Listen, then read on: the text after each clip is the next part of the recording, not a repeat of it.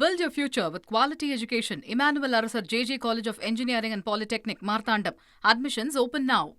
பிலிகுண்டு வந்தடைந்திருக்கிறது கர்நாடகாவின் கபினி நீர். கபினி அணையிலிருந்து காவிரியில் திறந்து விடப்பட்ட உபரி நீர் பிலிகுண்டு வந்தடைந்திருக்கிறது. இன்று அதிகாலை தமிழக எல்லையான பிலிகுண்டுவிற்கு தண்ணீர் வந்தடைந்திருக்கிறது. மேலும் தகவலை செய்தியாளர் நரசிம்மகுமார் வழங்கிட கேட்கலாம். நரசிம்மகுமார், வணக்கம். இது குறித்தான முழு விவரங்களையும் சொல்லுங்க. வணக்கம்.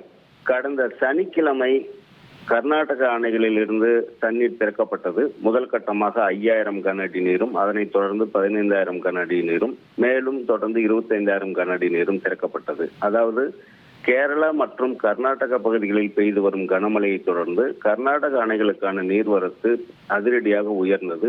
அதனைத் தொடர்ந்து அணைகளின் பாதுகாப்பு நடவடிக்கையை மேற்கொள்ளும் நோக்குடன் கர்நாடக அரசு அந்த அணைகளிலிருந்து தண்ணீரை திறக்க உத்தரவிட்டது.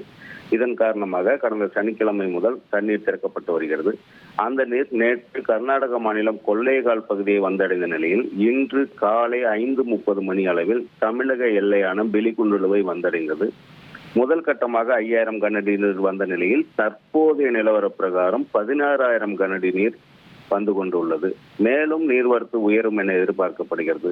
அதாவது கர்நாடக அணையிலிருந்து அதுக்கு அடுத்த படியாக ஞாயிற்றுக்கிழமைகளில் நீர்வரத்து 9000 கன அடியாக மட்டுமே குறைக்கப்பட்டிருந்தாலும் அன்று மாலை மீண்டும் 27000 கன அடியாக நீர் திறக்கப்பட்டது. அந்த நீர் படிப்படியாக தமிழக எல்லையை வந்தடையும் என எதிர்பார்க்கப்படுகிறது.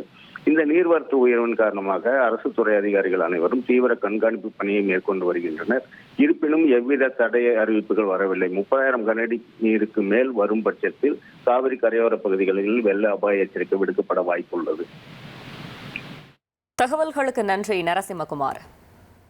Build your future with quality education. Emmanuel Arasar JJ College of Engineering and Polytechnic, Marthandam.